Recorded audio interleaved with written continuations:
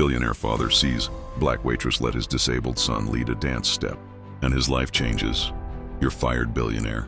Edward Kensington's voice cut through the hum of the charity gala. His glare locked onto Arya Carter, the temp waitress who just spilled champagne on a board. Remember, she didn't cringe, didn't beg, just lifted her chin. Fine, but before I go, let him dance. Edward followed her gaze to his disabled son Liam, watching the dancers with aching longing. And then Arya did the unthinkable. She held out her hand to Liam. You lead, I'll follow. How had it come to this? Hours earlier, Edward had been a man in control of his empire, his image, his son's sheltered life. Now, as Liam took his first unsteady step onto the floor, gripping Arya's arms like a lifeline, Edward felt the ground shift beneath him. What if the woman he just fired held the key to everything he'd failed to give his son? And what if his pride had already cost him his chance?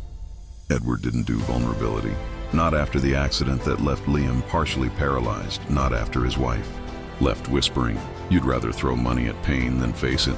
So he built walls, the best doctors, the safest schools, the most exclusive galas. But Liam, he didn't want pity or protection.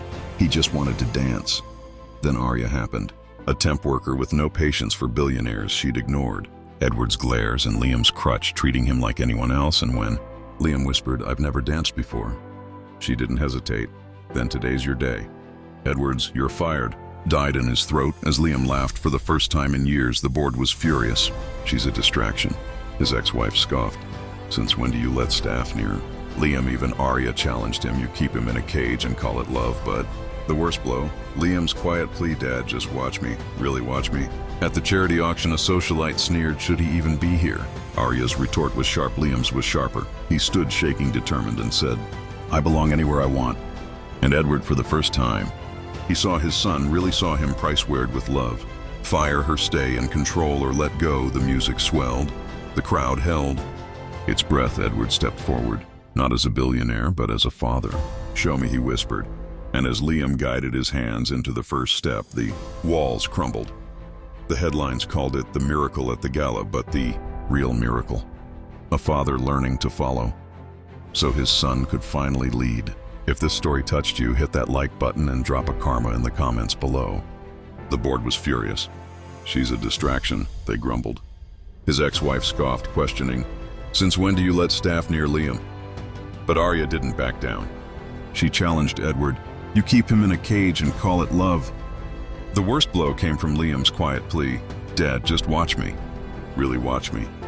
At the charity auction, a socialite sneered at Liam's presence, asking, should he even be here?